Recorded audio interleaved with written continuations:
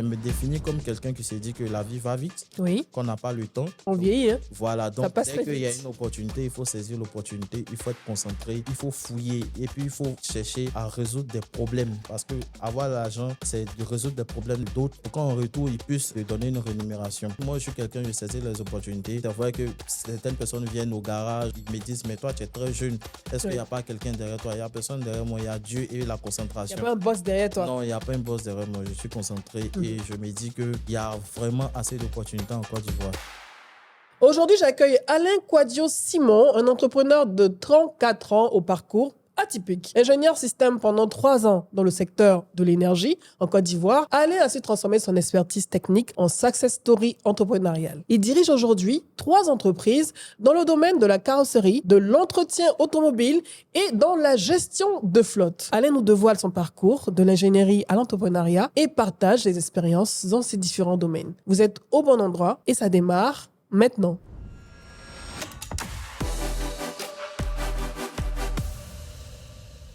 Bonjour Alain. Bonjour Edith. Comment tu vas? Ça va bien, merci et toi-même? Génial, je vais super bien. Et je suis contente de te revoir.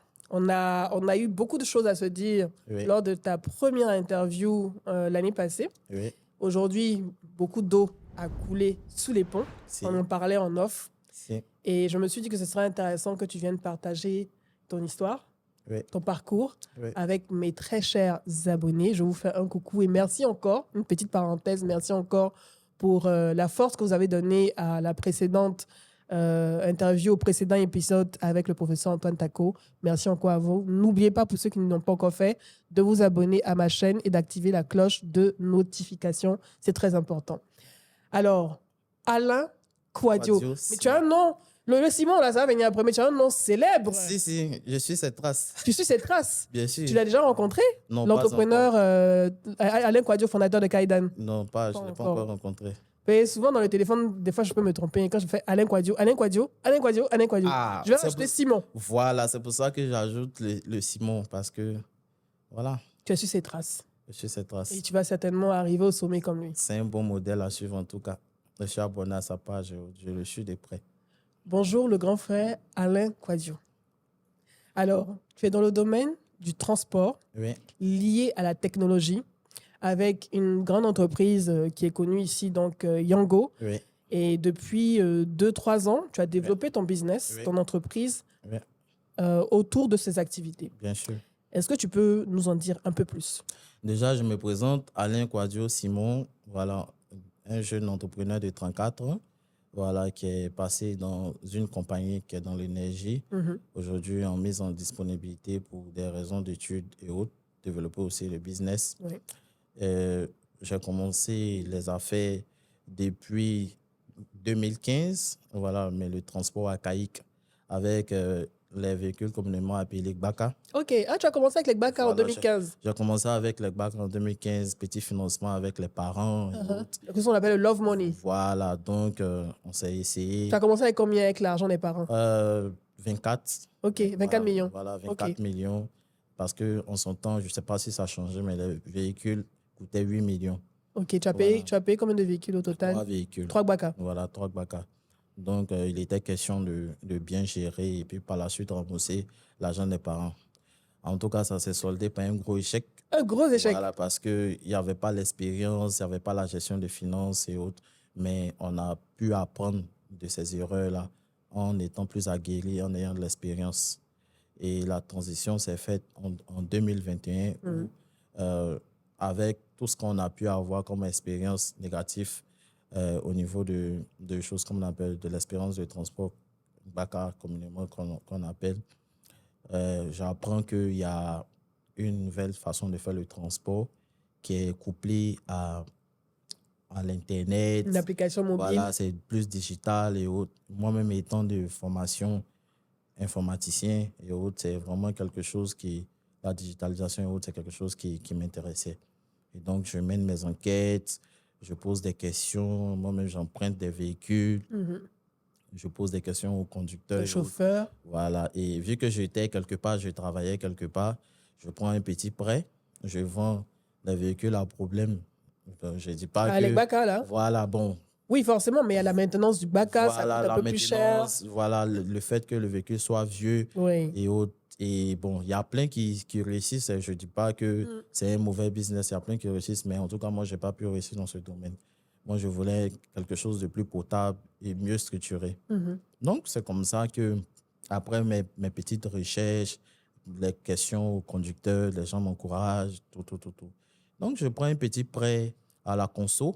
Tu as pris un prêt de consommation voilà, avec ta banque? Avec ma banque où mon compte salarié était domicilié. Et puis, je veux dire, tu pouvais prendre facilement un prêt parce que l'entreprise dans laquelle tu travaillais, c'est une bonne entreprise qui a de très bonnes références. Voilà, tu as pris un prêt de combien? Un prêt de 11 ta banque est chic, hein? 11 millions. Et j'avais déjà des BACA qui étaient vraiment en état de dégradation avancée. J'ai vendu vraiment à des prix dérisoires, 2 millions. Wow! Donc, je complète, j'additionne tout et j'achète mon premier véhicule pour le VTC. Ça t'a coûté combien le premier véhicule VTC? Le premier véhicule m'a coûté 7,9 millions. OK. Voilà, donc j'achète le véhicule. Et là, puisque j'étais dans le domaine du BACA avec un des cousins, donc je lui dis, bon, écoute, on va faire la transition, viens, tu vas conduire le véhicule. Et on commence tout doucement. On voit que c'est intéressant parce que là, c'est un véhicule neuf sur les concessionnaires. Il n'y a pas de panne pour les débuts. Il y a le GPS. Il y a une garantie au début. Il y a une garantie constructeur. Il y a le GPS qui est installé. Et on rattache le véhicule sur une plateforme qui permet d'avoir de la traçabilité, même avec le téléphone du conducteur et autres. Et dit, bon, tiens, ça, c'est intéressant. Donc, on commence. Déjà, ça m'épargne tout ce qui est panne et autres. Et je prends goût. Après, j'achète un deuxième véhicule. Et ensuite, j'achète un troisième véhicule en occasion. J'ai une bonne affaire, une bonne dame qui vendait son véhicule. Des véhicules que vous voyez, je ne sais pas si je peux les citer. Oui, bien sûr. Voilà, les Suzuki Daisy. Voilà, donc, en bonne occasion. Donc, j'achète le véhicule. Donc, ça me fait 3 véhicules. Et là, dans les échanges avec l'un des conducteurs, il me fait savoir qu'il y a quelque chose qu'on appelle partenariat. Et qu'il travaille chez un grand confrère, là, il a commencé un peu comme moi, avec 5 véhicules et autres, et qu'aujourd'hui, vraiment, il est bien placé. Je dis, ah bon, explique-moi. Donc, il m'explique. Et je comprends que c'est aussi du business, en plus de ce que je fais comme transport. Donc, je cherche maintenant la structure Yango. Parce qu'au départ, j'achète le véhicule, je le connecte sur d'autres partenaires. Voilà. Donc, je cherche la structure, tout et tout. Je me renseigne, on me dit, bon, en son temps, pour être partenaire, il y a un certain nombre de véhicules qu'il faut avoir, tout ça. Bon, moi, j'ai 3 véhicules, alors que c'est une dizaine de véhicules qu'il faut avoir. Ah, le minimum, c'était d'avoir une dizaine de véhicules. 17, je pense 20 ou bien 15 en son temps, je me souviens plus. Wow. Bon, il y a avoir l'argent pour acheter tous ces véhicules-là. Je viens de commencer, tu ne peux pas aller encore à la banque pour demander de l'argent. Un prêt à la consommation. Voilà, et puis ça, c'est plus un prêt à la consommation, puisque c'est du business, ça n'a rien à voir. Donc, je dis, bon, je vais réfléchir, j'ai ma tête. Pourquoi ne pas créer une société? Donc, je crée une petite société parce que ça faisait partie des critères de sélection pour être partenaire. Et je crée la société de gestion Digital Transport. Gestion parce que dans ma tête, j'ai toujours été honnête avec les collègues et autres et j'ai l'expérience dans le transport. Et d'ici, je n'ai pas l'argent pour acheter des dizaines de véhicules. Je peux gérer les véhicules des gens. C'est ça. Ils viennent, ils les mettent chez moi. Je trouve des conducteurs et autres. Et je leur donne un montant. C'est de la location, en fait.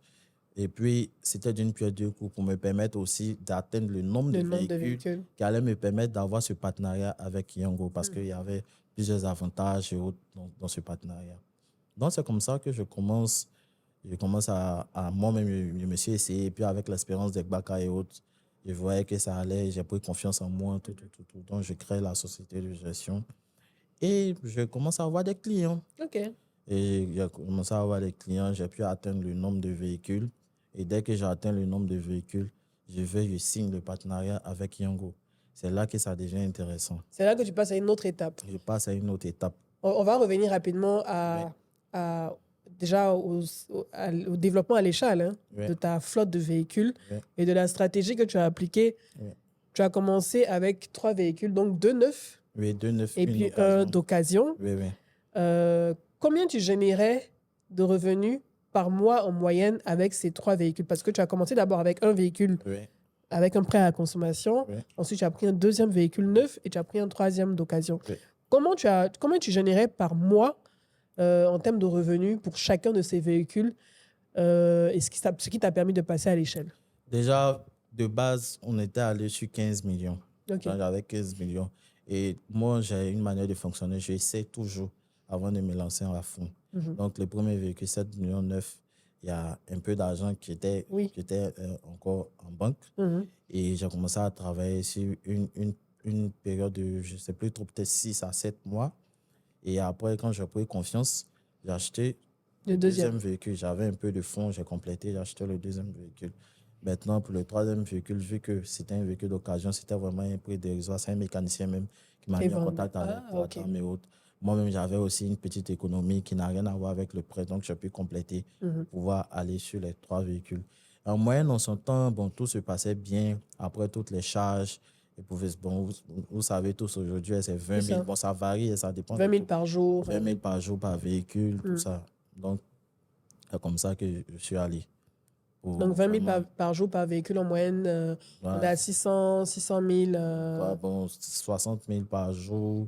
Il faut voir les charges. Okay. Bon, ça, donc, 20 000, c'est le bénéfice après retrait de toutes les charges. C'est le brut. Ah, c'est le brut. Voilà, 20 000, c'était la recette qu'on faisait en ce temps-là. Et après, il faut enlever les charges. Il faut tenir compte des aléas parce que le véhicule peut avoir un sinistre, tout. Bon, j'épargne tous ces détails-là pour ne pas être trop long. Donc, c'est comme ça que j'ai pu très rapidement avoir les 3 véhicules. Maintenant, ce qui m'a boosté, c'est en ouvrant la location de véhicules, c'est-à-dire des gens, des connaissances qui viennent, qui me donnent un véhicule, 2 véhicules. Je savais aussi convaincre. C'est ça. Moi, je leur ai dit, tu as la tchatch. Voilà, j'ai la tchatch. Il faut avoir la tchatch. C'est très important. Je leur ai dit, voici le business qu'elle a, c'est bon, c'est potable. En tout cas, en ce moment, c'était bon. Je ne dis pas que c'est plus bon, mais il y a trop d'aléas aujourd'hui. Donc, les gens ont commencé à acheter 2 voitures, 3 véhicules, un peu. Donc, j'ai pu atteindre le nombre. Moi, mon objectif, c'était de pouvoir être partenaire Yango. Exactement. Parce que comme c'est une grande structure internationale et autres, je sais qu'après, ils pouvaient avoir des mesures d'accompagnement pour agrandir le business et autres. Et moi, j'ai tout de suite compris comment il fonctionne. Je sais que le but, c'était de pouvoir avoir plus de véhicules sur Abidjan. Donc, je sais qu'à long terme, ils pouvaient, par exemple, nous aider à avoir des financements pour agrandir notre flotte. Exactement. Voilà. Donc, en fait, c'était pas de se lancer pour se lancer. Il y avait une vision et je savais où je partais. Une stratégie qui était bien ficelée, en fait. Voilà, qui était bien ficelée. Après, il y a le partenariat qui vient s'ajouter où on commence à faire du chiffre, tout. Il y a aussi la crédibilité parce qu'il fallait que, déjà, les personnes qui avaient les véhicules, qui me confiaient, il fallait qu'ils soient quelqu'un de confiance, correct avec eux et autres. Donc, il y avait tout ça, là, la crédibilité et autres. Et même quand je suis devenu partenaire Yango, il y a un moment où il permettait à ce qu'il redirigeait les clients vers moi. Donc, j'ai pu avoir... Parce qu'il te faisait confiance. Voilà. Et puis, vraiment, j'étais concentré. J'ai pu aussi évoluer dans ce domaine de partenariat et autres. Donc, il me faisait confiance, tout. Et ça m'a permis aussi d'atteindre un autre niveau. Donc, les personnes qui te confiaient leur véhicule, toi, tu leur mettais à disposition un chauffeur pour conduire ces véhicules. Je gardais les véhicules. Tu gardais les véhicules. Moi, j'ai un véhicule que je n'utilise pas. Voilà. Je dis, OK, Alain, j'ai un véhicule, je veux que tu l'exploites. Toi, qu'est-ce que tu me promets chaque mois en termes de revenus? Moi, je te donne mon véhicule, tu l'exploites, tu gères toutes les charges, essence, réparation, maintenance et tout. Voilà. Et tu me donnes mon argent chaque mois. Voilà. En fait, comme j'avais une expérience déjà depuis 2015 avec ce qui s'est passé avec le véhicule, moi, le modèle que j'avais, c'est un modèle de location. C'est-à-dire, tu me loues ton véhicule, moi, je l'exploite. Et puis, après toutes les charges et autres, moi, je prends un petit pourcentage. Et puis, je donne le reste. Je te garantis ton revenu. Voilà, je te garantis ton revenu. Mais ce n'est pas quelque chose de fixe. Parce que le transport, c'est pas une science linéaire. Il y a assez d'imprévus. Donc, il fallait que je sois clair avec mes clients. Je leur ai dit, en tout cas, ça n'a pas été toujours facile. Parce que vous savez, les clients, ils sont ce qu'ils sont. Et puis, lorsque quelqu'un n'est pas dans une activité et qu'elle est derrière, il y a toujours des petits aléas. Mais en tout cas, on a toujours été correct. Voilà, on ne doit à personne. J'aime dire on parce que c'est une entreprise. Oui, c'est un groupe. Pas, voilà, ramener à choses comme on appelle à mon seul. Mais tu n'as jamais eu d'accident avec un des véhicules de tes clients? Bien sûr. Vous savez, ce sont les conducteurs, le transport. Oui. Le maillon le plus important, c'est le conducteur. Tu vas beau acheter le véhicule et autres, mais si tu n'as pas de bons conducteurs ou bien tu n'as pas des gens qui ne sont pas conscients, c'est compliqué. Et ce qui est un peu difficile dans ce business, c'est que tu vas beau mettre toutes les mesures de recrutement, faire des tests de conduite, les former et autres, mais il y a ce que le conducteur, quand il est sur le terrain. Voilà, c'est quand il veut le travail, il y a ce qu'il te dit, il y a ce qu'il fait sur le terrain. En même temps aussi, il faut voir que il ne faut pas aussi demander l'impossible au conducteur. Par exemple, il ne faut pas demander des recettes exorbitantes parce que ça met la pression au conducteur et ça fait qu'il peut être amené à conduire n'importe comment en voulant avoir ta recette, en voulant avoir lui-même son argent. Ça peut créer des accidents et endommager le véhicule. C'est ça. Donc, c'est tous ces aléas l'un dans l'autre. Et comment tu gérais ça avec le client? Je vais dire, en cas de c'est la communication, voilà, en termes d'entrepreneuriat et autres. Il faut communiquer. Lorsque tu es en face même d'un client, ou bien tu as des clients, il faut communiquer. Ça n'a pas été toujours facile parce qu'après, j'ai recruté des gens sur l'État parce qu'il faut dire la vérité, il faut parler sans filtre. Des gens même aussi qui n'avaient pas une expérience dans ce domaine puisque c'était quelque chose de nouveau. Donc, on apprenait tous. Exactement. Voilà, donc souvent, on avait des aléas de communication, mais au fur et à mesure qu'on avançait, on apprenait des erreurs, on corrigeait et on a commencé à se perfectionner. Voilà. Aujourd'hui, tu as, en tout cas à date, en 2023, quand je te rencontrais, tu avais une flotte de 70 véhicules. Oui. Ce qui t'a permis de devenir partenaire Yongo. Oui. Exactement, quels sont les privilèges ou les avantages que tu as obtenus avec ce partenariat qui t'ont fait passer à un autre niveau en termes de revenus et en termes de business également? Déjà, le fait même de signer un contrat avec une grande structure comme ça, c'est un poids. Donc, comme je le disais tantôt dans nos échanges, ils ont pu m'envoyer aussi quelques clients. Après, il y a le partenariat avec les commissions. Voilà, les quelques commissions qu'on avait. C'était encore une source de revenus. Et ajouté à cela, ils nous ont permis de pouvoir avoir une flotte de véhicules. Oui. Parce qu'ils se sont mis, ils accompagnent en fait les partenaires. Donc, ils nous ont permis d'avoir, avec une structure que je ne vais pas citer, voilà, des véhicules. Donc, tout ça avec les recettes et autres. Des véhicules sans financement, bien sûr. Oui. Voilà, ce n'est pas gratuit. Donc, on a des loyers mensuels qu'on paye. Et avec tous ces flux de revenus, le partenariat, les véhicules, avec la gestion que je faisais, bon, la location de véhicules, aujourd'hui, je ne fais plus parce que la stratégie a changé. J'essaie de me concentrer sur moi-même, mes véhicules, et puis le partenariat avec Yongo et d'autres business qu'on pourra citer par la suite. Tu m'as présenté la dernière fois une plateforme, la plateforme en question, où en temps réel, lorsque le client paye le chauffeur, automatiquement, l'argent est dispatché à chacune des entités. Yongo a son argent, toi tu as ton argent, le propriétaire du véhicule a son argent. Et j'imagine 70 ou 100 véhicules, c'est beaucoup d'argent dans la journée. Oui, c'est beaucoup d'argent dans la journée, mais on fait attention à parler des chiffres parce que vous savez, il y a les impôts qui écoutent. Bien sûr. Voilà. Non, je n'ai pas peur des impôts. J'ouvre une brèche, moi, je paye mes impôts. Voilà, je suis suivi par un cabinet. Mais tu as une entreprise. Voilà, je suis une entreprise. Je n'ai pas peur des impôts, mais c'est jamais. Tu as peur de donner les chiffres. Voilà, j'ai peur de donner. Entrepreneurs, vous avez peur de donner les chiffres. Non, mais ce sont des statistiques. Ouais, ce sont des statistiques, mais il faut faire attention parce que nous sommes en Afrique. Il y a beaucoup de jalousie. Voilà, ils vont te dire, bon, tu vas donner des chiffres ici, ils ne savent pas qu'il y a assez de charges. Ici, il y a assez de charges. Ils vont te voir peut-être en milliardaire, en multimillionnaire, et puis voilà. Ça va dans tous les sens. C'est pour ça qu'on n'aime pas donner les chiffres. Mais on donne la stratégie. On est quand même en millions par jour. Oui, bien sûr. Et en milliards par mois. Bon. Je te titille. Voilà. Donc, bon, excusez-moi si je ne donne pas les chiffres, mais en tout cas, c'est rentable. C'est un bon business. C'est un bon business. Il faut bien comprendre, comme je disais, une brèche aussi que il ne faut pas acheter les véhicules. Par exemple, chez le concessionnaire, tu achètes le véhicule, tu te dis, au bout d'un an et demi, 2 ans, je dois rentrer dans mes fonds. Ça, c'est l'erreur que les particuliers et plein d'entrepreneurs font dans le domaine du transport. Tant que le véhicule est en bon état, tant qu'on peut aller sur du long terme, on peut s'en sortir. On se met en fait une pression où on s'est dit qu'on a acheté le véhicule, peut-être on a pris un financement, on doit rembourser à la banque ou bien à la structure de leasing sur 2 ans. Donc, en même temps, dans ces 2 ans-là, il faut qu'on rentabilise. Alors que le véhicule peut rouler 3 ans, 4 ans. Bon, selon aussi, il faut respecter aussi la législation en concernant la vétusté des véhicules. Les véhicules, oui. Donc, c'est de pouvoir coupler tous ces aléas-là, ne pas s'attendre tout de suite à une courbe linéaire, comme je le dis. Il ne faut pas que ce soit linéaire, il ne faut pas se dire, dès que je rentre, j'achète les véhicules, tout va bien se passer, ça sera toujours, j'ai dit n'importe quoi, si j'ai commencé, je gagnais peut-être 350 000 nets. Voilà, pas brut, net. Je sais que chaque mois, je vais gagner 350 000, 350 000. Ce n'est pas quelque chose qu'on maîtrise. Il y a assez d'aléas.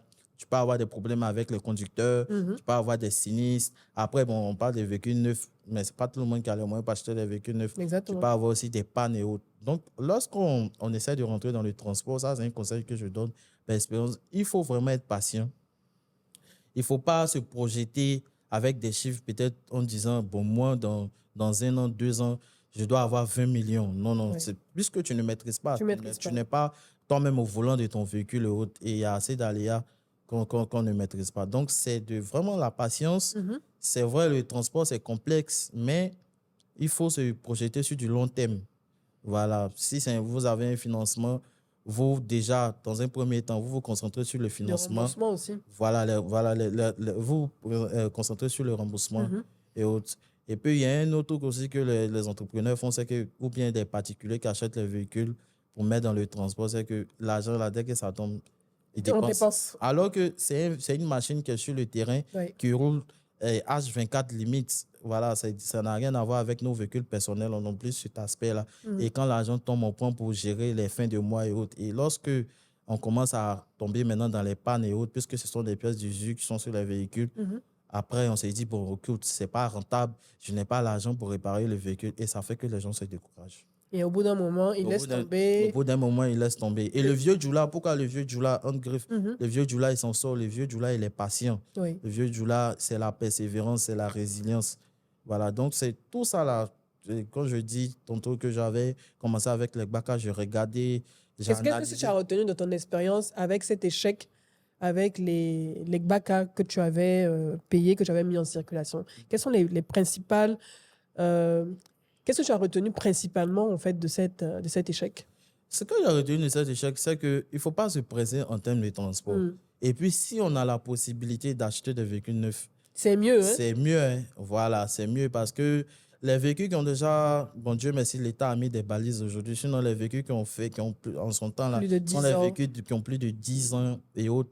Alors que là-bas, ce n'est pas le transport que ça faisait. Quand ça vient ici, le véhicule est tout le temps sur la route. Et il y a toujours des pannes. Donc, je retiens qu'il faut vraiment aller sur des véhicules neufs si on a les moyens. Si on n'a pas les moyens, vraiment, il faut s'arranger pour ne pas prendre trop de vieux véhicules parce que le moins cher coûte cher. Exactement. Voilà, souvent, tu vas avoir une bonne offre, peut-être d'un prix très dérisoire. Tu vas te dire, oh, c'est une bonne affaire, je prends, je répare un peu, je mets dans la circulation, je marche, alors que c'est ce qui va te tuer. Et tu vas beaucoup dépenser dans les réparations des véhicules d'occasion que tu vas prendre. Et puis, deuxième chose, l'informel, ce n'est pas vraiment quelque chose d'intéressant. Voilà, aujourd'hui, ton véhicule est sur la route, il y a assez d'aléas, bon, des gens qui sont postés à des points qui font la loi. Bon, je ne cite pas. C'est les gambros? Là, voilà, non, c'est dans les médias. Voilà, c'est compliqué, tu ne maîtrises pas, tout ça. Il y a aussi le volet maintenance. Tu es livré à un secteur vraiment très complexe où on te vend des pièces. On te dit des pièces font se revoir. Je ne dis pas que les pièces font se revoir ne sont pas bonnes, mais on peut, si tu ne maîtrises pas, tu ne maîtrises pas le secteur, tu peux même te retrouver. Moi, j'ai eu des cas où je me suis retrouvé où le mécanicien te présente une pièce. Il va prendre dans le magasin la pièce, font se revoir, comme on le dit. Il vient et te présente quand tu bouges là. Il répare l'ancienne pièce alors qu'il l'a encaissé. C'est plein d'aléas comme ça que j'ai pu vivre. C'est un secteur de requin. Voilà. Et puis, la non-visibilité. Parce que tu mets un gérant, tu n'as pas de traçabilité, tu n'as pas de GPS sur le véhicule et autres. Le gars, il peut te dire, bon, aujourd'hui, l'apprenti a fui ma recette. ou bien c'était plein de taux où on était dans le noir, tu ne comprends rien. Et pour un novice, donc tout ça, ça m'a permis de savoir regarder dans le business avec aussi la digitalisation, avec le VTC et autres. Ça fait que coupler cette expérience-là à aujourd'hui la technologie et autres, ça fait qu'on s'en sort. Donc, en temps réel, tu suis tes véhicules, voilà, tu sais où ils sont, tu vois l'argent qui rentre directement, tu sais à quel moment il faut faire peut-être la maintenance et tout. Tu as une vision, une visibilité claire et nette de ton activité de transport grâce au digital. Voilà, grâce au digital. Je ne dis pas qu'on n'a pas des aléas, parce qu'il faut dire la vérité. Malgré toutes ces mesures, on a des aléas. Et le volet est très important. Par exemple, quelqu'un qui a un véhicule, 2 véhicules, c'est tolérable. Mais dès que tu as atteint un certain nombre de véhicules, peut-être à partir de 5 ou 10 véhicules, il faut avoir vraiment un garage pour faire la maintenance des véhicules, parce que ça va te faire plus de vidange, ça va te faire plus de plaquettes à remplacer. Et il faut peut-être chercher à avoir un garagiste, voilà, qui est honnête, bien sûr, qui va te permettre de... À Abidjan, c'est compliqué de trouver des garagistes honnêtes. Tout le monde est venu chercher l'argent, voilà. Donc, qui va te permettre d'optimiser les coûts des réparations et autres. Parce que quand l'argent rentre et que tout part dans les dépenses, à la fin, on ne se retrouve avec rien. Et puis, quelqu'un ne peut pas faire son business sans pouvoir toucher un peu pour pouvoir arrondir ses fins du mois. Si tu as pris un financement, ça sous-entend que tu as coupé quelque part. C'est ça. Donc, c'est tout ça là qu'il faut regarder. Donc, lorsque tu atteins un certain nombre de véhicules, il faut soit, si on n'a pas les moyens d'avoir un garage, de faire soit mettre son atelier de réparation, il faut tout de suite penser à signer une convention, bien un contrat avec un garage qui va faire la maintenance. Pourquoi pas même te faire des facilités de paiement. Comme ça, le jour, la recette n'est pas rentrée, parce que ce n'est pas toujours ça rentre. On peut dépanner ton véhicule rapidement. Tu peux gagner en rapidité au lieu que ton véhicule soit immobilisé dans un garage. Le temps, c'est de l'argent. Quand on dit le temps, c'est de l'argent dans le transport. Dans le transport, lorsque le véhicule est immobilisé, c'est compliqué. Et toi, tu as eu le nez creux en l'espace de si peu de temps avec Soged. En 3 ans déjà, tu as déjà eu un garage, tu as créé un garage.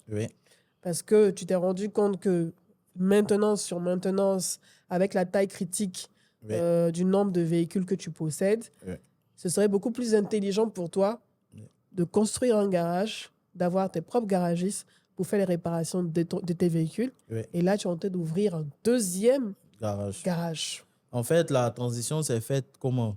Comme tu l'as dit, avec la flotte de véhicules qui a commencé à augmenter et autres, il y avait vraiment l'aléa de toujours aller solliciter des garagistes et autres. C'était compliqué. Puis dépendre de leur délai. Voilà, dépendre de leur délai, parce qu'ils ont des véhicules, tu n'es pas le seul client, alors qu'il y a la pression des financements et autres. Donc, je dis pourquoi pas, je crée un atelier. Je dis, il faut faire bien les choses. Voilà, je crée une autre société, Digital Garage. Voilà. Et déjà, le premier objectif, c'était de gérer moi-même ma flotte, de réparer les véhicules. Et dans le domaine du transport, il y a les sinistres, il y a des vidanges à faire, il y a tout un tas de choses à faire sur les véhicules en termes d'entretien. Et je me dis, si je n'ai pas un garage moderne avec les équipements de pointe, je ne pourrais pas travailler avec les assurances. Comme je dis, un entrepreneur, il faut avoir une vision, il faut chercher à créer une chaîne de valeur. Et puis, transformer les problèmes en solution. Et solution, quand tu vends la solution, derrière, il y a de l'argent qui vient. C'est ça. Donc, je dis, bon, mes véhicules sont auto-risque. Ils sont assurés en tout risque. Voilà, les véhicules sont assurés en tout risque, puisque ce sont des véhicules neufs. Je prends chose comme on appelle, là qu'il y a un sinistre, j'envoie les véhicules dans un autre garage, le gars il répare, il s'est fait des sous. Alors que moi, je suis là, en plus, il va jouer sur les délais, tout. C'est très, très... en plus, tu n'as pas l'assurance que les pièces qu'il va te vendre, qu'il va mettre dans ton véhicule, sont les pièces réelles. Quand même ça, on peut... Donc, je dis, bon, et puis, je travaille avec... les véhicules sont assurés dans les compagnies d'assurance et autres. Et une compagnie ne va pas travailler avec un garage sous manguienne, un garage qui n'est pas structuré légalement, voilà, qui n'est pas constitué en entreprise. Donc, je me dis, bon, pourquoi ne pas créer chose comme on appelle un garage? Donc, société de gestion digitale transport. C'est ça. Je dis, bon, il n'y a pas mon m'aider, digital garage. Je crée digital garage, légalement constitué, tout. Et je commence à discuter avec les compagnies d'assurance. J'ai dit, bon, Moi, mes véhicules sont dans une compagnie bien définie. Oui. Et moi, j'ai un garage aujourd'hui. Je souhaiterais avoir un agrément. Comme ça, lorsque mes véhicules ont un problème, je ne souhaite pas un sinistre et autres, automatiquement, moi-même, je répare le véhicule, je gagne en temps et je refacture. C'est ça. Le véhicule qui est assuré chez vous, compagnie d'assurance. Voilà, donc au départ, le business, c'est quoi? Le véhicule, on ne souhaite pas. Le véhicule, dès que le véhicule est un sinistre, vu qu'il y a une convention avec la compagnie d'assurance qui assure mes véhicules, donc il y a une convention entre Digital Garage et la compagnie d'assurance. Donc, dès qu'il y a un sinistre, moi-même, je répare mon véhicule, je gagne en temps. Et puis, je gagne de l'argent. Donc, la boucle est bouclée. Merci. La vision. Pas totalement. Oui, il y a une partie encore, oui. Il y a une partie encore. Donc, c'est comme ça que je vois la chose. Et je signe d'abord la première convention avec le temps, hein, parce que les assurances aussi doivent s'assurer de tous tes équipements et autres. Et avant ça, avant de me lancer aussi dans le garage, c'est vrai, j'ai parcouru certains garages et autres. J'ai vu les équipements, j'ai mené aussi mon enquête. Voilà, je savais quels sont les équipements qu'il fallait dans le garage lorsque j'allais aller solliciter ces compagnies d'assurance-là. Et c'est plus ou moins ce qu'ils allaient me demander. L'information, c'est la clé. Voilà, l'information, c'est la clé. Le bon couloir, comme on le dit dans notre jargon. Donc, je dote le garage d'une cabine à peinture dernière génération qu'on a chez d'autres concessionnaires, des ponts élévateurs. Bon, pour ceux qui sont dans le domaine, ils sauront. Voilà, je recrute des gens qui ont des formations, qui sont qualifiés, qui ont des diplômes en mécanique. Et en réalité, c'était les prérequis. Donc, quand je vais discuter, tout de suite, quand j'ai ouvert le garage, je parlais vers eux. J'ai fait tous les prérequis étaient bons. Je suis allé discuter avec eux. La première étape, c'est de venir visiter le garage pour voir, parce qu'ils vont travailler avec toi. Il faut bien se rassurer des choses. Donc, on ouvre le garage, on a les prérequis. Je discute avec la première compagnie d'assurance où tous mes véhicules sont assurés. Ah, OK. Automatiquement, les gars mode à la part parce que j'ai tout pour travailler avec eux. Donc, on commence à travailler progressivement. Grâce à eux, je commence aussi à avoir une autorité parce qu'on commence à avoir des véhicules Suzuki qui viennent chez moi, qui viennent. Je commence aussi à travailler avec d'autres compagnies d'assurance. En tout cas, la crème des crèmes. Je travaille en tout cas pas totalement avec toutes les compagnies d'assurance aujourd'hui, mais je travaille vraiment avec. Toi, tu n'aimes pas citer, alors qu'il faut citer. Voilà. Tu as esquivé la question comme ça? Non. Voilà, donc je travaille avec GNA, je travaille avec Allianz, je travaille, ceux que je n'ai pas cités, je ne peux pas citer tout le nom, avec LASA, La Loyale, AXA et autres. Donc, j'ai commencé à travailler à NCA, j'ai commencé à travailler avec certains des leaders. Voilà, certains des leaders. Et ça a fait un autre business. Donc, de base, c'était d'abord de traiter moi-même mes véhicules. Et j'ai ouvert choses comme on appelle aux particuliers. Et donc, aujourd'hui, avec le garage, on a des contrats de maintenance avec des structures qui ont assez de flotte de véhicules. Quand je dis contrat de maintenance, c'est sur la carrosserie, c'est sur les vidanges et autres. Donc, ça crée vraiment une autre chaîne de valeur. Et vu que le garage, en si peu de temps, avec la stratégie, et puis le fait que je sois dans le milieu du transport, il y a des connaissances, pour ceux qui ont des véhicules ou autres, le garage a commencé à être bondé. Et le garage a commencé à être bondé. Oui, le garage a commencé à être succès. bondé. Bon, c'est ça, c'est la concentration. Oh, tu es trop humble. Ouais. Donc, le garage a commencé à être bondé de monde, il y a les petits contrats. J'ai dit, pourquoi ne pas avoir encore plus de crédibilité? Donc, il faut chercher à avoir l'agrément Suzuki by CFAO. Ah, il y a un agrément Suzuki by CFAO. Parce qu'aujourd'hui, il ne faudrait pas qu'on se montre le parc automobile est vraiment inondé par les véhicules Suzuki. Ah, on a eu un tsunami ces dernières années de Suzuki. Je me suis dit, écoutez, il faut qu'on puisse avoir vraiment l'agrément avec Suzuki by CFAO. Et j'ai commencé aussi à me préparer à ça. J'ai réussi les tests, ils ont formé mes équipes, tout. Et on a été agréé Suzuki by CFAO. Bravo. Voilà, donc ça nous a donné encore de la cote parce que les clients qui ont leur véhicule, ils peuvent envoyer chez Suzuki directement, chez CFAO directement, ou bien ils peuvent les envoyer dans notre garage. Donc, ça conforte encore le client et autres. On peut faire les vidanges et garder les mêmes garanties concessionnaires. Donc, ça nous a donné encore cette chose, comme on appelle, cette crédibilité. Et vu qu'il fallait étendre, j'ai vu les temps. un site stratégique. Aujourd'hui, là, tous ceux qui ont l'argent, qui commencent à s'en sortir, il n'y a plus de terrain dans la Oui, tout le monde va à Benjerville. Tout le monde va à Benjerville. Je dis, bon, il faut que j'ouvre un site là-bas pour pouvoir aussi satisfaire les clients. Donc, on a ouvert dernièrement un garage là-bas, tout doucement aussi. On va commencer à travailler sur la stratégie pour pouvoir gérer des clients de Benjerville. Le premier garage se trouve où? Le premier garage se trouve pas loin de Jules Verne, dans les environs du Nouveau Goudron. Pour ceux qui connaissent, sur la voie de Benjerville, après le feu de Faya, Nouveau Goudron, nous sommes dans les alentours. Mais nous sommes aussi sur Google Maps. Il suffit juste de taper Digital Garage pour venir au garage. Venez encourager votre jeune frère que je suis. Le jeune frère qui est assez lourd. Voilà. Et donc, ta concentration t'a permis, franchement, moi, ça m'a impressionné dès le départ. Hein, oui. L'année passée, quand je t'ai rencontré, j'ai discuté avec toi, de voir qu'en si peu de temps, tu as réussi à développer, pour moi, hein, on va dire, c'est un mini-empire que tu es en train de développer. Et comme tu es très concentré, tu es en train de construire toi-même ton propre écosystème. C'est ça. Et d'étendre ton cercle au fur et à mesure. Oui. Tu es passé de la gestion de flotte personnelle à la gestion de flotte d'entreprises particuliers. Oui. Tu t'es rendu compte que tu avais un problème au niveau de la maintenance de tes véhicules qui créait une hémorragie financière. Donc, comment stopper cette hémorragie financière pour faire de telle sorte que tu n'aies plus à aller donner tes véhicules en réparation ou en maintenance dans d'autres garages? Tu as créé ton propre garage qui a obtenu des agréments de compagnie d'assurance, de concessionnaires et arrivé à un stade où tu as tellement de sollicitations que tu es bondé finalement, que ce garage est bondé et tu réinvestis tes bénéfices pour construire un autre garage à Benjerville. D'où te vient cette concentration? Tu es focus. J'ai l'impression que tu ne te laisses pas distraire facilement. Tu sais où tu vas. Si tu devais te décrire en termes de caractère, qui est Alain Kouadio Simon? Bien sûr.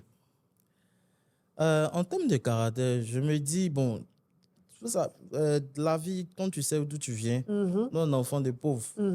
Voilà. Et puis, on aime la belle vie. Il ne faut pas qu'on se montre. On veut bien vivre. Voilà, on veut bien vivre. Donc, il faut se donner les moyens. Et puis, saisir les opportunités. Moi, je suis quelqu'un qui ne joue pas avec les opportunités. Oui. Dès que j'ai l'information, je cherche à creuser. Quand je vois qu'il y a une opportunité qui peut s'offrir, je me donne à fond. Et puis, je ne suis pas un entrepreneur. Généralement, ce qu'on constate avec les jeunes entrepreneurs, c'est que dès que ça commence à aller, c'est le boss, il est assis dans son bureau, il ne sort pas. Moi, je suis sur le terrain. Voilà, tu vas au contact. Je vais au contact. Moi-même, je cherche mes clients, je rencontre des gens, je me fais le réseau. Parce que c'est très important, il faut se faire un réseau de connaissances et autres. Et des dévanciers, il y a des gens qui sont dans le secteur qui te donnent des conseils. Parce qu'il ne faudrait pas que je vienne comme si tout est rose. Oui. Voilà, il faut être vrai. Il faut être authentique. Voilà, il faut être authentique. Je côtoie des personnes qui peuvent m'aider à avancer. Voilà, qui me donnent des conseils, qui me donnent des orientations. Quand j'écoute, je prends ce qui est bon selon mon entendement, et puis je laisse ce qui y a à laisser. Donc, je me définis comme quelqu'un qui s'est dit que la vie va vite, qu'on n'a pas le temps. Voilà, les années passent vite, les jours passent vite. On vieillit, hein? Voilà, donc dès qu'il y a une opportunité, il faut saisir l'opportunité, il faut être concentré. Voilà, il faut fouiller et puis il faut chercher à résoudre des problèmes. Parce que avoir l'argent, c'est de résoudre des problèmes de certains, de d'autres. Et pour qu'en retour, ils puissent te donner une rémunération. Donc, quand on prend le transport, c'est un service qu'on vend. Il faut transporter les gens. Oui. Quand on prend la mécanique, il y a des véhicules qui se gardent, il y a plein de choses. Il faut vraiment traiter ces problèmes-là. Donc, pour résumer, moi, je suis quelqu'un, je saisis les opportunités. Je me dis, c'est vrai que certaines personnes viennent au garage, bien, ils me disent, mais toi, tu es très jeune. Est-ce qu'il n'y a pas quelqu'un derrière toi? Il n'y a personne derrière moi. Il y a Dieu et la concentration. Il n'y a pas un boss derrière toi? Non, il n'y a pas un boss derrière moi. Je suis concentré et je me dis qu'il y a vraiment assez d'opportunités en Côte d'Ivoire. Il y a assez d'opportunités. Il faut savoir la saisir. Il n'y a pas de la place pour tout le monde dans les bureaux. Oui. Voilà, c'est vrai que j'ai eu plus de choses. Voilà. Rester salarié, voilà. Tout le monde n'est pas fait pour être salarié. Voilà, j'ai eu de la chance, j'ai travaillé quelque part, je ne vais pas cracher là-dessus. Ça m'a permis d'être mieux structuré dans mes entreprises parce que j'ai pu voir comment les entreprises fonctionnaient. J'ai pu côtoyer vraiment dans la grande boîte où je travaillais. Donc, tout ça, c'est un peu un mélange de toutes ces expériences, de tout ce que j'ai pu apprendre et autres qui font qu'aujourd'hui, on essaie d'avancer tout doucement. Voilà. Le secteur du transport, c'est un secteur de requins. Ça, oui. Tu es d'accord avec moi, oui. On est d'accord. Tout le monde ne peut pas se lancer dedans. Il faut être stratège. Oui. Il faut être dur. Oui. Il faut développer une carapace à un moment donné. Oui. Et surtout, il faut avoir une vision comme tu l'as, cette vision. Tu as, en l'espace de si peu de temps, donc 3 ans, tu as développé donc plusieurs activités, plusieurs business structurés, oui. Formels, identifiés. Tu payes tes impôts. Bien sûr. Tu as des employés. Oui. Et forcément, en termes d'expérience en entrepreneuriat, on a toujours des écueils au début. Oui. Et on va toujours rencontrer des écueils, des problèmes, des situations difficiles. Lorsque tu créais cette entreprise Soged, les personnes avec lesquelles tu as commencé à travailler, est-ce que tu as vécu des moments difficiles au début de cette aventure entrepreneuriale où tu t'es dit, je vais tout arrêter parce que c'est pas possible, je peux pas continuer comme ça? Déjà, ce qu'il faut retenir en tant qu'entrepreneur, il y a assez de difficultés. C'est vrai, très souvent, quand je regarde les podcasts, les gens ils viennent, ils expliquent, c'est bien beau. La vie est belle, la vie c'est chic d'être entrepreneur. Alors qu'il y a la face cachée ou la gestion des humains, parce qu'être entrepreneur, être chef d'entreprise, c'est aussi gérer les humains. Et on sait tous qu'aujourd'hui, les gens, dès que tu commences à travailler avec eux, ils te voient petit, ils te voient grandir. Après, ils se disent qu'ils doivent regarder dans le grenier alors qu'ils n'ont pas la vision. Voilà, ils ne savent pas où tu vas, ils ne savent pas que tu dois garantir les salaires, ils ne savent pas que l'argent de l'entreprise, ça ne t'appartient pas et qu'il faut pérenniser de telle sorte que demain, quand tu n'es plus là, ceux qui travaillent là, ils aient toujours cette garantie de pouvoir être payés chaque fin de mois. Moi, je suis ce type d'entrepreneur. J'ai connu des phases où j'ai eu des collaborateurs. Ça, c'est tous les entrepreneurs qui vivent ça. Et il y a la trahison. Tu as été trahi? Ouais, un peu trahi. J'ai été trahi. J'ai des gars qui sont allés faire la même chose que moi. Mais ce n'est pas mauvais, mais c'est la manière qui était... Non, ils étaient dans ton entreprise. Ils ont créé le même business que toi, voilà, en travaillant pour toi. Voilà, ils ont créé le même business. Bon, après, on s'est séparés tranquillement, sans souci. Chacun, je leur souhaite bonne chance et autres. Et c'est pas seulement moi, il y a tout le monde qui vit ce genre de choses. Donc, en tout cas, moi, ce que je peux donner aux personnes qui n'ont pas encore vécu ces expériences-là, déjà, il faut noter qu'il y a assez de trahison. Voilà, même que ce soit avec les partenaires et autres, il y a assez de trahison. Donc, il faut vraiment se protéger, il faut se baliser avec des contrats. Il faut vraiment se faire accompagner par des avocats parce que à la moindre erreur, tout peut partir. Oui. Voilà, à la moindre erreur, tout peut partir. Tout l'empire que tu as construit peut partir. Donc, il faut vraiment se faire accompagner. Il faut avoir un bon fiscaliste. Il faut avoir un avocat. Il faut vraiment se faire conseiller. Il faut avoir de bons contrats. Voilà, il faut avoir de bons contrats. Et puis, on ne va pas réinventer la roue. Il y a certains qui sont dans le même domaine que toi qui réussissent. Il faut chercher aussi à copier. Moi, je sais copier et puis je sais aussi tirer le meilleur. Qui sont les modèles pour toi ici dans le domaine? Dans le modèle, bon, il y a de grands garages. Je ne vais pas citer les noms parce que ça leur fera de la pub. Il y a de grands garages où j'ai envoyé moi-même mes véhicules. J'ai regardé, j'ai vu qu'ils avaient des carences en griffe. C'est vrai que c'est des modèles, mais il y avait des choses à améliorer que je devais ajouter chez moi. Aujourd'hui, je n'ai pas le plus grand garage, je n'ai pas tous les ateliers, mais ça vient. Grâce à Dieu. Et puis, avec la concentration, ça va venir. Donc, la trahison, les aléas, même avec les clients, il y a des difficultés. Il faut garder son calme. Quel est l'exemple qui t'a le plus marqué avec un client à un moment donné dans ton business où tu t'es dit, mais waouh, qui m'a envoyé? Lorsque je faisais, par exemple, la location de véhicules au départ, je suis tombé sur des clients qui ne comprenaient pas l'activité. Parce qu'ils se sont dit, dès qu'ils viennent, ils me donnent le véhicule. Tu leur donnes l'argent à la fin du mois. Je leur donne l'argent à la fin du mois. Alors que le contrat est bien clair. Tu lis. Si tu ne comprends pas quelque chose, tu poses la question. Voilà. Et dès qu'il a commencé à avoir les aléas, au début, ça allait, les véhicules étaient neufs. Il a commencé à avoir les pannes et autres. Ils ont commencé à se plaindre, tout. Et moi, je n'aimais pas les histoires. Quand c'est comme ça, je préfère résilier le contrat. Et je me suis retrouvé en face d'un couple. Et voilà, qui voulait rien savoir. Il voulait que je garde le véhicule. Il voulait que tu gardes le véhicule. Voilà, parce qu'ils se sont dit que moi, chose comme on appelle, c'est à cause de moi, ils ont acheté le véhicule pour mettre dans l'activité, que s'ils prennent le véhicule, ça sera compliqué et autres. Donc, vraiment, ce n'était pas facile, mais grâce à Dieu, on a pu... On te demande de garder un véhicule en brie. Voilà, de garder le véhicule. Vraiment, c'était compliqué. Après ça, dans la vie de tous les jours, nous sommes confrontés aux clients. Oui. Le client est roi. Souvent, le client va te parler mal, il va t'insulter. Bon, toi, c'est ton agent, tu cherches. C'est ça. Et puis, comme je dis, la notoriété, il ne faut pas vraiment faut laisser dépasser. Avec le client. Ouais. Voilà, le client vient, il te savonne bien. Tu penses sur toi, tu fais son travail, tu le rassures, tu le laisses partir. Toi, en fait, c'est beaucoup de gestion d'humeur et de maîtrise de soi.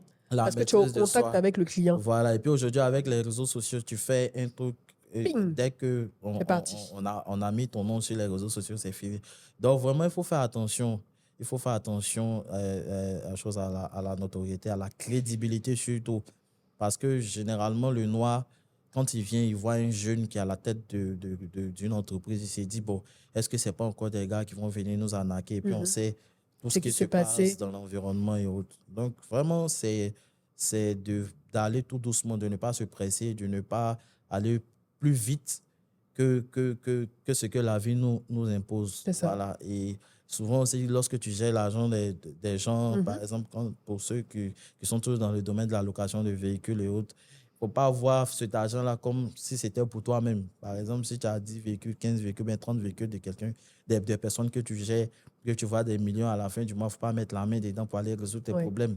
Après, ça crée des soucis et on met tout le monde dans le même panier. Ça fait qu'il y a des gens qui sont là, qui ont bien développé leur business, qui sont dans l'ombre comme nous.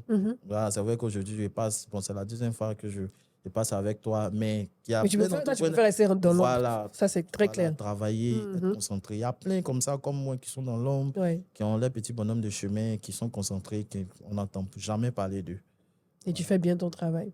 Tu fais bien ton travail, tu gagnes ton argent. Et puis tu vis ta vie, ta belle vie, comme tu l'as dit. C'est ça, on n'est pas né pour souffrir. On n'est pas né pour souffrir. Tu parlais de ceux qui jettent l'opprobre sur ceux qui font du bon travail dans le domaine du transport. Avant d'arriver un peu plus dans ton parcours scolaire, universitaire, on a eu le scandale donc, des VTC qui a secoué l'actualité pendant plusieurs mois, ces derniers mois et tout. Qu'est-ce que toi, avec le recul, quand tu regardes ce qui s'est passé, comment au regard de toutes les difficultés que tu as citées dans le domaine du transport, tu ne vends pas d'illusions à tes clients, tu es très objectif et très direct avec eux ce qui concerne la rentabilité des véhicules et surtout l'amortissement de ces véhicules qui perdent de la valeur au fur et à mesure. Comment les gens ont pu se faire avoir avec des RSI inimaginables, même pour... en termes d'arnaque à ce niveau, je veux dire, il y a forcément des signaux d'alerte ou des red flags, comme on dit, qui auraient dû alerter ces personnes. Est-ce que c'est un manque d'éducation financière? Est-ce que c'est l'appât du gain rapide? Comment encore on arrive à se faire arnaquer par ce genre de choses, surtout dans le domaine du transport, en fait? D'accord. Déjà, moi, je compatis à la douleur de ces personnes qui se sont fait arnaquer, qui se sont fait gruger. Déjà, moi, je pense que c'est la mauvaise information. Voilà. Ils n'ont pas eu la bonne information. Ils ont pensé investir, avoir rapidement de l'argent. Ce qu'on doit retenir même pour être plus transverse dans cette histoire de mettre ses capitaux, bien confier ses capitaux à quelqu'un. Déjà, c'est quoi l'historique de cette personne? Ça, c'est le premier point. Le business dans lequel on veut investir, est-ce qu'on prend la peine de mener une petite enquête? De comprendre le business. Et puis, bon, lorsque des personnes viennent et qu'ils ouvrent et qu'ils ont besoin de plus d'argent et qu'ils garantissent assez de revenus par la suite, pourquoi quelqu'un qui a la possibilité de partager de l'argent, pourquoi lui-même, il ne travaille pas pour lui-même et puis il a besoin de l'argent de quelqu'un? Voilà, ce sont ces petites questions. Moi, par expérience, lorsque j'ai commencé la location de véhicules, il y a certaines personnes qui m'ont contacté parce qu'ils voyaient des publicités. Même j'ai des clients qui étaient avec moi qui me disaient, mais est-ce qu'on peut pas faire est-ce que tu fais pas comme les autres? Je leur ai dit que je ne suis pas une banque. J'ai quelle capacité financière de me mettre dans quelque chose? Et puis, il ne faut pas qu'on se montre le VTC à arriver, c'était quelque chose de nouveau. Il fallait aller tout doucement avec du recul. Peut-être que ceux qui ont fait ça, il y a certains qui étaient de bonne moralité, mais avec la flotte, c'est-à-dire les gens ont tellement souscrit qu'ils n'ont pas pu maîtriser les opérations. Aujourd'hui, moi, tu viens, tu me dis, tu me donnes 200 véhicules, 300 véhicules. Je vais te dire, je n'ai pas la capacité de gérer ces véhicules parce que je ne maîtrise pas choses comme on appelle peut-être la qualité du véhicule. On a tous vu les Suzuki, on a vu d'autres modèles. On ne sait pas sur du long terme. C'est moi, nous sommes peut-être le VTC depuis 2018, mais les sorts, c'est 2021-2022. On ne sait pas comment les véhicules vont réagir après. Donc, c'est faut pas prendre des engagements. Voilà, il ne faut pas prendre des engagements. Et puis, l'argent, je respecte vraiment toutes ces personnes-là parce que ce ne sont pas des personnes dupes. Mais à vouloir avoir l'argent rapidement, je respecte vraiment, je les respecte. Vouloir avoir l'argent rapidement, là, c'est toujours bizarre à la fin. On se fait toujours avoir. On se fait toujours avoir. Moi, je savais pertinemment parce que nous, on parce que le business, le modèle de business, c'était donnez-moi votre argent, je vous achète en griffe un véhicule et je vais faire tourner ce véhicule pour vous. C'est-à-dire, vous donnez de l'argent, vous n'avez jamais vu le véhicule et moi, je vous garantis des revenus au bout d'un certain temps régulièrement. Bon, le fait même d'associer plusieurs personnes, on associe plusieurs personnes, peut-être... ça reste une pyramide de Ponzi. Bon, je ne vais pas trop... Tu es trop précautionneux. Voilà, je suis trop jeune, je ne vais pas rentrer dans... On ne sait pas ce qui se passe, on ne sait pas jusqu'à quel niveau d'implication. Peut-être il y a d'autres personnes qui y sont et autres. Mais déjà, ce que je veux dire, quelqu'un ne peut pas venir te dire, donne-moi ton argent, il va acheter quelque chose pour gérer, pour que tu aies des revenus sans que tu ne vois la chose. Ouais. La base, là, c'est de voir la chose. Parce qu'après, tu poursuis quoi?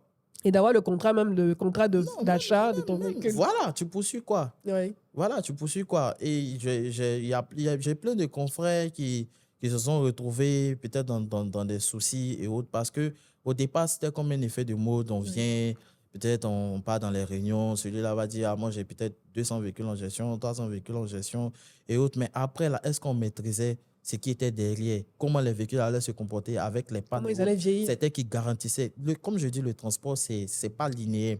Tu ne peux pas venir garantir un montant. Tu ne peux pas venir garantir un montant. Tu dis, pour moi, je te donne 400 000, quel que soit vents et marées. Ouais, je te garantis ça chaque mois. Sachant que tu as pris du volume, tu as pris assez de véhicules. Après 400 000, 400 000, 400 000, alors que dans ton contrat, là, tu as mis noir sur blanc que tu garantis le contrat, un montant de 400 000. Si tu as 30 clients que tu n'arrives pas à payer, tu te mets dans la merde. Tu vas te retrouver d'abord à remettre les véhicules. Ça, c'est pour ceux-mêmes qui ont pris des véhicules en bonne et due forme, qui ont des contrats. Tu vas te retrouver à avoir des véhicules des gens. Tu ne peux pas garantir ce que tu as dit. Tu ne peux pas casser le contrat. Il y a des gens, par exemple, qui ont calibré leur contrat sur 3 ans, alors qu'on ne savait pas ce que l'avenir nous réservait. Exactement. Au départ, il n'y avait pas de taxes, il n'y avait pas de législation pour encadrer ce secteur-là. Donc, c'était plus facile. Peut-être les revenus étaient beaucoup plus exponentiels. Ouais. Mais avec du recul, là, il faudrait s'attendre à ça. On ne peut pas être dans un état où les gens ils font du business sans que l'État taxe ce business. Voilà. Donc, aujourd'hui, je veux dire avec du recul, le VTC, ce n'est pas mauvais, mais il faut le faire intelligemment. Et puis, de façon générale, on sait tous, il y a eu les histoires d'agro-business. Après, c'est venu dans le VTC. Je suis sûr que ça va aller dans une autre forme. Forcément. Voilà. Donc, c'est toujours le même schéma, mais je ne sais pas pourquoi les gens se font prendre. Et puis après, on accuse l'État.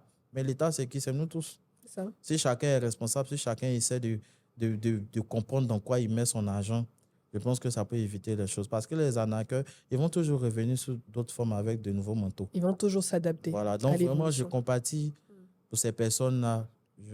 L'État, je fais confiance à l'État. Je pense qu'ils ont pris des mesures. Pour réglementer tout ça et assainir le secteur. Voilà, les gens puissent rentrer dans les fonds. Même s'ils ne sont pas rentrés dans tout, qu'ils ont pu avoir un peu. Voilà. Pour les soulager. Pour les soulager. C'est de faire beaucoup plus attention. Lorsqu'il y a une nouvelle forme de business qui vient, il faut vraiment regarder, il faut essayer de mener plus d'enquête avant de se lancer. Il faut s'informer. Vraiment, je compatis. En tout cas, on compatit et on espère que ça va servir de leçon aussi. Voilà. Faire attention pour les prochaines fois. Voilà. Parce que, comme tu le disais, c'est de l'ingénierie sociale. C'est comme les pirates, les hackers. Ils s'adaptent à chaque fois à l'évolution de nos modes de consommation, à l'évolution des tendances et à notre intérêt, là où on porte notre intérêt. Et dès qu'il y a une opportunité, ils s'adaptent rapidement pour essayer de nous on va dire, de satisfaire nos croyances parce qu'on se dit, oui, mais cette fois-ci, ça va marcher. Cette fois-ci, c'est sûr, ça va marcher. Peut-être même si je suis le premier à faire, moi, je prends mon argent et puis je m'en vais. Peut-être que si ça doit dégringoler, après, ça va dégringoler. Mais on se fait finalement toujours avoir, en fait. En tout cas, ce que moi, je peux dire aux gens, il ne faudrait pas qu'ils se découragent. Pour ceux qui sont encore dans le business, qui ont acheté les véhicules et autres, c'est la persévérance. La patience. Voilà, la patience. Il ne faut pas se dire qu'au bout de 2 ans, il doit rentabiliser. Au bout de 3 ans, il doit rentabiliser. Tant que ça rentre progressivement. Et puis aussi, il faut penser aux chauffeurs. Oui. Voilà, il ne faut pas leur demander des taux exorbitants. Il faut que tout le monde ait pour son compte. Oui. Voilà, il ne faudrait pas que les chauffeurs soient lésés. Il y a certains qui ont des véhicules, qui ont des conditions drastiques. Qui font que, pas protégés. Voilà, qui ne sont pas protégés. Chacun essaie de, chaque matin ou bien chaque journée, de pouvoir avoir de l'argent, et que ce soit le propriétaire, que ce soit le conducteur, dans tous les domaines de transport. Mais particulièrement dans le VTC, il faudrait être patient parce que les véhicules aussi sont quand même coûteux. Voilà, quand on regarde, si tu te calibres sur peut-être 2 ans, 3 ans, quand tu regardes avec les aléas pour quelqu'un qui commence à avoir tous les aléas néfastes et autres, c'est normal dans tout business, il y a des hauts et des bas. Oui. Automatiquement, il va vouloir se décourager, vendre son véhicule à un prix dérisoire et puis perdre son investissement. Donc, c'est d'aller tout doucement. Si tu as, au départ, le véhicule était neuf, tu gagnais 300 000, après tu gagnes 200 000. Tant que le véhicule peut rouler, tant que tu fais les entretiens, tu es dans le temps. C'est ça. Voilà, le plus important pour ceux qui ont des finances, qui sont en financement, c'est de rembourser les prêts là. Parce que quand vous ne remboursez pas les prêts là, ça ferme la porte aux autres. Voilà, aujourd'hui, on dit que les banques sont sceptiques et autres là, ça dépend. Et puis, il ne faut pas se mettre dans un business sans avoir une vision. Oui. Voilà, il faut se projeter. Il ne faudrait pas que ce soit un effet de mode comme mon cousin a un véhicule dans le VTC. Moi, je dois acheter un véhicule pour mettre dans le VTC. Il ne faut pas se mettre la pression inutilement. Voilà, il ne faut pas se mettre la pression inutilement. Tu n'as pas bien analysé. Peut-être que tu n'as pas un salaire peut-être trop conséquent. Bientôt, tu vas aller te mettre dans un truc où après, dès qu'on coupe ton salaire, tu n'arrives même pas à avoir l'argent avec le véhicule que tu as acheté pour compenser et tu te mets dans des problèmes. Après, tu vas vendre le véhicule moins cher parce que dès qu'on démarre un véhicule, le véhicule perd sa valeur. Dès qu'il sort de chez le concessionnaire. On a eu des cas où il y a des gens qui ont acheté les véhicules. Dieu merci, c'était un tout risque. Dès qu'ils sont sortis de chez le concessionnaire, accident. Voilà. Donc aujourd'hui, c'est ce que je peux dire concernant. Voilà. En tout cas, c'est un secteur où il faut être bien informé. C'est un secteur où il faut être dur. Il faut avoir une vision. Et c'est un secteur dans lequel il faut toujours s'adapter aux changements. Rien n'est acquis. Rien n'est acquis. Dans le domaine du transport. Rien. Tout évolue à chaque fois. Tout évolue. Et surtout, il faut avoir de bonnes relations. De bonnes relations. Il faut comprendre qui m'entoure dans ce business pour pouvoir interagir. Parce que comme je te dis, c'est un secteur de requin. N'est pas transporteur qui veut, mais qui peut et qui a les moyens surtout. Et puis la résilience. La résilience, la patience. C'est très important. Patient, très important. En tout cas, la patience, j'insiste là-dessus. Il faut être patient. Il faut être patient. Il ne faut pas se dire très rapidement, je vais rentrer dans mes fonds. C'est pas possible. C'est un rêve. Celui qui pense que... Je mets quiconque au défi. Celui qui pense qu'il peut rentabiliser en 2 ans. N'a qu'à venir te voir. C'est pas possible. Il ne faudrait pas qu'on montre aux gens. C'est un bon business, mais c'est sur une longue période. Oui. Pour revenir à ton parcours, et je pense qu'il a posé les fondations de l'homme que tu es en ce moment dans le business. Donc, ingénieur système. C'est quoi un ingénieur système pour les abonnés? Un ingénieur système, c'est quelqu'un qui est dans une entreprise qui va gérer la messagerie et je vais en terre à terre. Par exemple, dans les entreprises, il faut ouvrir une session chaque matin, c'est-à-dire rentrer son login, son mot de passe. C'est quelqu'un qui va gérer l'antivirus ou tout ce qui est attaque et autres. C'est quelqu'un qui va gérer les déploiements, qui va s'occuper de la sécurité informatique, qui va assister les utilisateurs. Voilà, pour tout ce qui est système d'information. Parce que moi, j'étais ingénieur système poste de travail. Donc, moi, mon rôle, c'était de pouvoir déployer les solutions sur plusieurs postes. Par exemple, s'il y a une solution, un logiciel qu'on doit installer sur 300 postes, 400 postes, 500 postes, moi, je conçois et puis je lance, ça installe automatiquement. Et tu assures la cybersécurité? Bon, moi, je ne gérais pas la cybersécurité, mais j'étais plus sur assister les choses qu'on appelle... Les employés? Voilà, assister les employés et autres. Donc, globalement... L'ingénieur système, c'est celui qui va gérer, parce que c'est vaste. celui qui va gérer peut-être la sécurité informatique, qui va gérer les postes de travail, qui va assister les techniciens. Voilà, parce que l'ingénieur, c'est celui aussi qui assiste les techniciens et autres, qui va faire du support, tout ça. Donc, globalement, comme tu as dit terre à terre, hein, moi, je suis employé, tu es dans l'entreprise, j'ai un problème avec mon poste de travail pour ouvrir une session, pour accéder à l'intranet, la messagerie Internet de l'entreprise. Je te fais appel, je t'envoie un email pour dire qu'il y a un problème et tout. Tu gères à distance ou bien tu viens me retrouver sur le poste de travail. C'est celui qui est sur les serveurs. C'est ça. Voilà, parce qu'il y a le serveur et puis il y a les postes clients. Donc, par exemple, la messagerie, c'est un serveur qui est derrière. Lorsqu'il y a un problème à grande échelle, il va analyser, il va essayer de résoudre le problème et autres. Voilà. Tu as fait ça pendant combien d'années dans cette entreprise? J'ai fait ça de 2019 à 2022. Tu es rentré dans cette entreprise. D'abord, tu as suivi quelle étude pour devenir ingénieur système? Tu étais passionné déjà par la technologie plus jeune avant de devenir ingénieur système? J'ai fait réseau informatique et télécom. D'accord. Ouais, j'ai toujours été passionné. Dans quelle école? J'ai fait ITES. Ah, tu as fait ITES? Oui, j'ai fait ITES. J'ai fait Agitel. D'accord. Voilà, et avant ça, Yamoussoukro, j'ai fait ISKE. C'est pas SKE, c'est ISKE. ISKE. Voilà, une grande Détail? école. Voilà, le nom? Institut supérieur de commerce et de l'administration des entreprises. Ok. Voilà, donc un petit parcours tranquille. Voilà. Et après ça, c'est le premier emploi qui détermine en fait l'orientation. Oui. Voilà. Comment tu as obtenu cet emploi dans cette compagnie spécialisée dans l'énergie, cette grande compagnie spécialisée dans l'énergie? J'ai fait les entretiens. J'ai déposé mon CV, j'ai fait les entretiens, j'ai été recruté. Ah, comme ça, rapidement, hein? C'est pas en facile. CDD? Ouais, j'ai été recruté en CDD, j'ai fait mes preuves et puis je suis passé en CDI. Voilà, donc là-bas, c'est vrai que j'ai fait télécom, mais là-bas, j'ai plus travaillé sur la chose qu'on appelle le système poste de travail. Donc, c'est comme ça que mon orientation au niveau professionnel s'est fait. Mais avant ça, puisque je suis allé étape par étape, j'ai d'abord eu le BTS, après la licence, j'avais fait des petits jobs. Moi, on nous exploitait bien. Quel petit job tu as fait?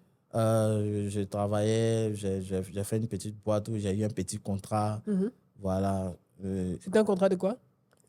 Le contrat a duré très déterminé. Tu faisais quoi exactement?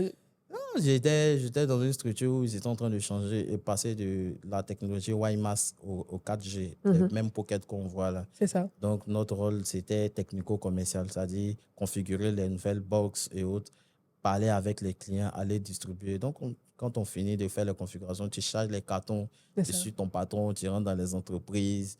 Voilà, donc ça fait que j'ai connu plein d'entreprises où on partait déposer, on s'assurait de la transition, c'est-à-dire entre la WiMAX et la 4G. Donc après ça, j'ai traîné un peu, je gérais mes petits bacas sur le côté. C'est ça, pendant que tu faisais ça, tu gérais tes bacas. Et puis je faisais le coup du soir, tout ça. Et quand j'ai fini, j'ai pu avoir mon job dans cette compagnie qui est dans le domaine de l'énergie.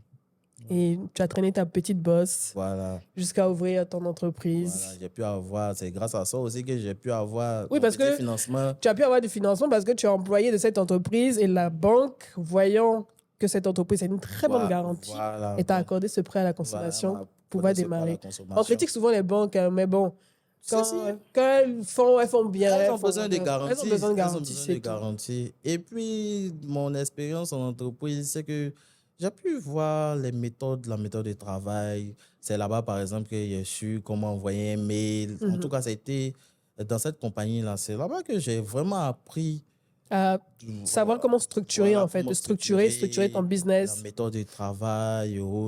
J'ai su qu'il doit avoir un comptable. En tout cas, tout ce que je sais aujourd'hui. Donc, c'est vraiment, ça a été utile.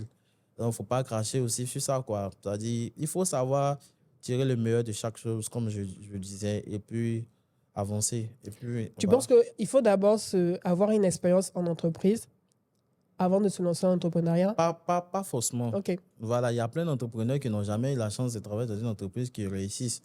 Seulement qu'il y a des bases, quoi. Voilà, il y a des bases. Comme je dis, un entrepreneur sans vision, c'est quelqu'un qui n'ira pas loin. Oui. Voilà. Tu ne peux pas être là comme ça, tu suis pour suivre. Parce qu'il y a quelqu'un qui a fait son petit commerce là, toi, tu regardes automatiquement, ça te plaît, tu te lances dedans, tu n'as pas de vision. Voilà, même dans le milieu, aujourd'hui, nous, ça va, on arrive à s'en sortir. Mais il y a plein qui ont fait la même chose qu'aujourd'hui, qui se sont cassés la figure parce qu'ils n'ont pas de vision. Donc, pas forcément. Mais en tout cas, celui qui a déjà passé en entreprise, qui est concentré, est mieux structuré. Il a une bonne base. Il a une bonne base. Et voilà, il a les méthodologies, il sait comment prendre. Moi, avec le travail que je faisais, j'étais aussi en front avec les utilisateurs. C'est ça. Donc, ça m'a permis de savoir certaines choses, d'avoir certains comportements et autres. Et puis, voilà, on ne finit pas de se former. Aujourd'hui, je cherche à me former aussi sur tout ce qui est management. Voilà, je vais chercher très, très prochainement à faire un diplôme pour le management des entreprises et autres. Parce que je cherche à aller vraiment très loin, quitter le stade des PME pour entrer dans le grand... Multinational. Voilà. Bah, tu seras une multinationale. Tu reviendras dans ce podcast pour en parler. Ça se fera. Et ta famille? Oui, ça va. Ils te soutiennent dans ton business. Comment ils ont pris le fait que tu décides de prendre disponibilité dans cette grande entreprise pour te lancer dans l'entrepreneuriat? Ils t'ont pas pris pour un fou? Au départ, j'ai caché. Ah, tu as caché? Oui, j'ai caché. Pendant combien de temps tu as caché ça? Pendant plus d'1 an. Hein. Parce que les parents, ils se disent que lorsque tu quittes une grande boîte pour aller à ton propre compte, c'est que tu as échoué. Oui. Les gens ne savent pas que c'est dehors à l'argent. Hein. C'est dehors à l'argent. C'est sur le terrain. Mais je ne dis pas que ceux qui travaillent, non, bien voilà, sûr, c'est bon. Bien sûr. Voilà. Et puis tout le monde ne peut pas être entrepreneur. Bien sûr. Sinon, voilà, voir son enfant entreprendre, il faut prier pour son enfant. C'est pas facile du tout. Voilà, c'est pas facile parce que chaque jour, il y a des défis à relever. Oui. Voilà, alors que quand tu travailles dans une grande boîte qui a déjà une renommée, voilà, le salaire garanti. Et puis tu as une garantie bancaire aussi. Voilà, mais ne t'attends pas à ce à devenir riche. Bon. Tu es trop humble. Voilà, ne t'attends pas à quelque chose de waouh, quoi. Parce que le système est fait comme ça. Tu vas évoluer petit à petit jusqu'à. Si tu n'es pas bien concentré, tu peux avoir une retraite et puis après, c'est bizarre. Ouais. Voilà, donc. Mais il y a certains qui sont sortis, qui travaillent. Moi, peut-être ce que je conseille pour ceux qui ne veulent pas vraiment quitter le salariat, le travail, mais qu'ils aient un peu quand même des activités sur le côté, mais ne pas se contenter uniquement du salaire parce que tu pourras pas te payer un voyage à Dubaï ou bien si tu n'es pas bien concentré. Un voyage à Dubaï, tes employés vont te voir sur Instagram. Et puis après, ça va créer. Voilà. Sinon, tout est une question d'organisation. Il y a des gens aussi qui travaillent, c'est vrai que je dis ça, mais il y a des gens qui travaillent qui sont bien organisés avec les petits moyens qu'ils ont. Ils sont organisés, ils peuvent s'offrir des voyages et autres. Mais en tout cas, avoir vraiment une vraie vie peut-être de luxe. Être à l'aise. Voilà, être à l'aise, voilà, être au-delà de cette petite sécurité financière qu'on se dit lorsqu'on est salarié. Travailler seulement dans une entreprise ne peut pas garantir cela.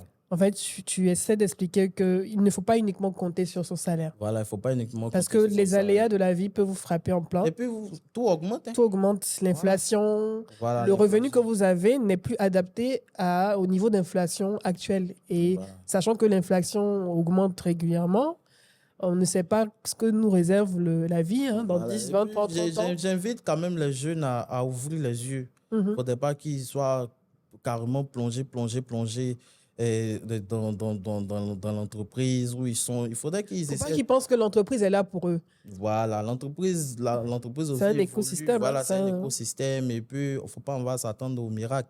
Voilà, si tu veux vraiment avoir les millions, si tu veux être bien assis, tu peux toujours, chacun a sa vision, tu peux toujours rester dans ton entreprise et puis essayer de développer. Puis après, quand c'est bon, tu peux sortir, mais il y a assez d'opportunités.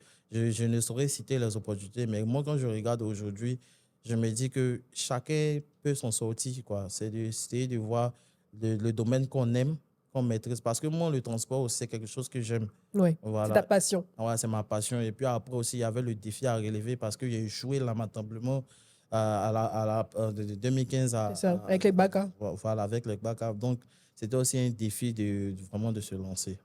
Donc, la bonne information, le bon couloir, ouvrir les yeux. Voilà, regardez autour de nous, il y a toujours des besoins insatisfaits. C'est ça. Voilà. Chaque problème d'un Africain est une idée de business. Voilà. Et il y a vraiment assez d'opportunités.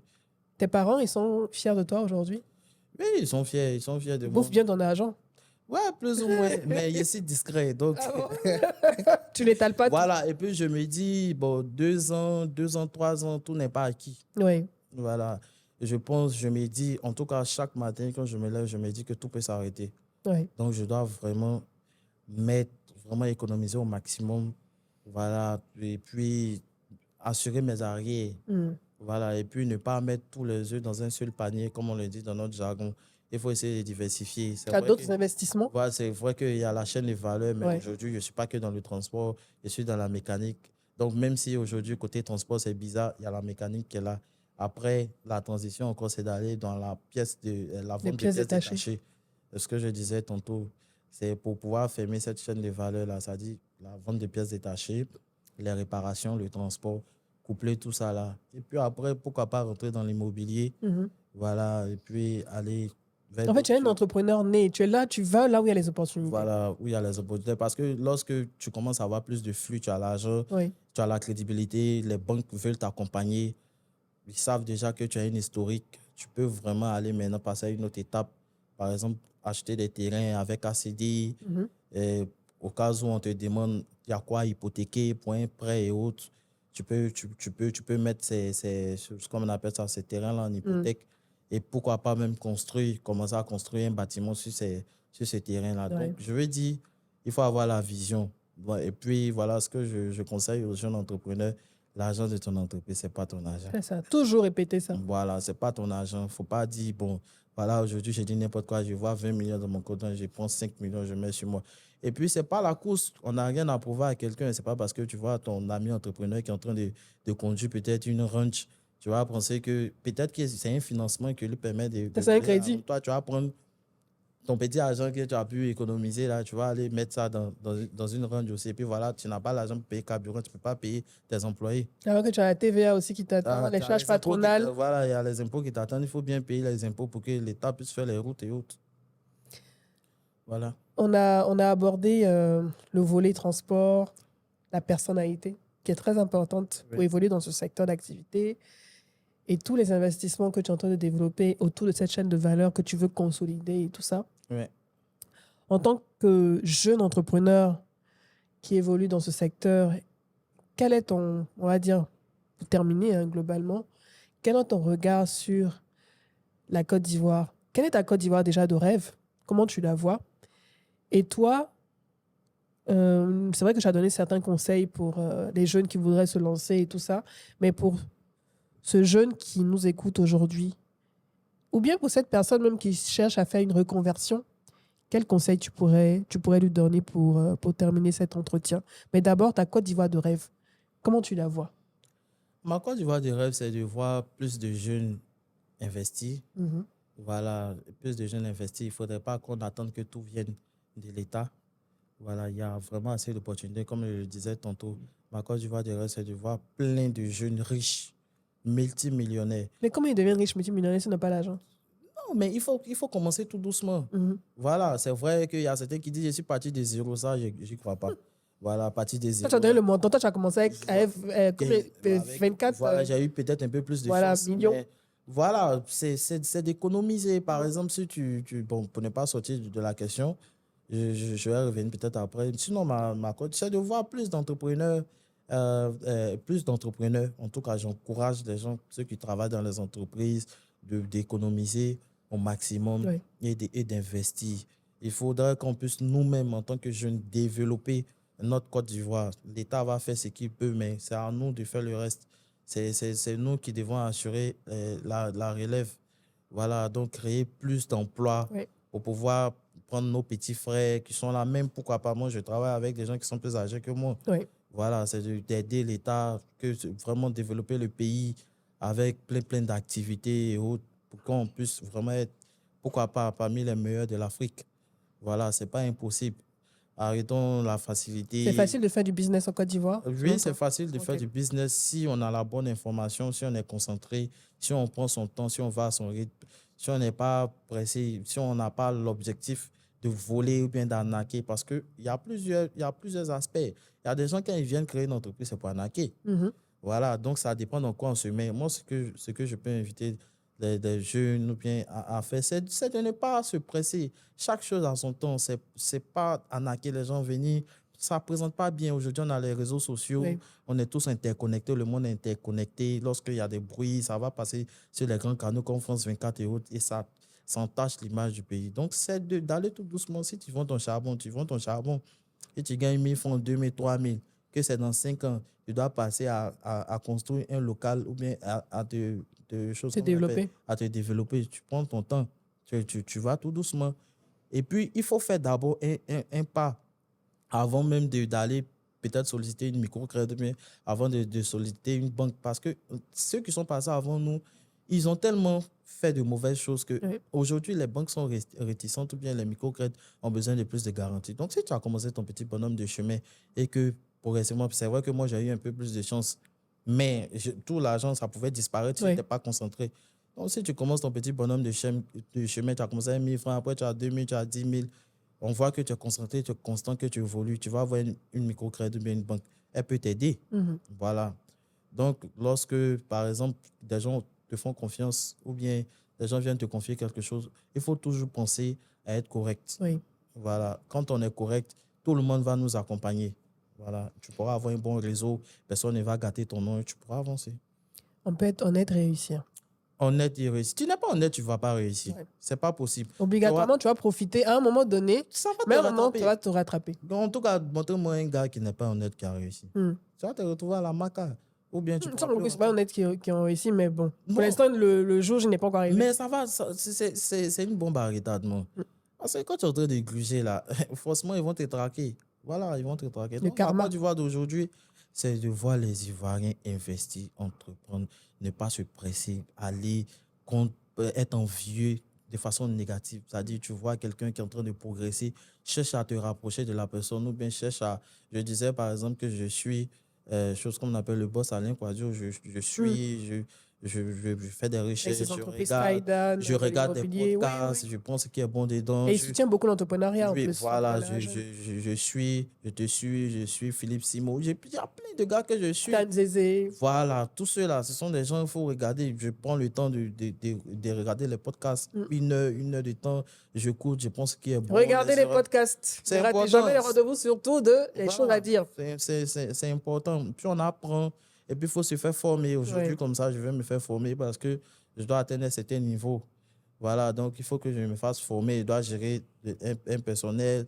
Je dois côtoyer de grandes personnalités. Voilà, c'est un peu ça, quoi. On ne finit jamais d'apprendre. Il faut toujours apprendre. Et toi, tu as décidé de continuer à apprendre pour rester focus sur tes objectifs. Et puis aller tout doucement. Oui, et c'est pas pressé. Si elle gagne 10 000. On va pas voir Alain Kouadio en train de dilapider l'argent dehors comme ça et tout. Non. Tu as prouvé quoi à qui? C'est ça. Tu es en compétition avec qui? Les milliardaires, on les connaît. Ils n'ont jamais jeté l'argent. On ne les voit pas.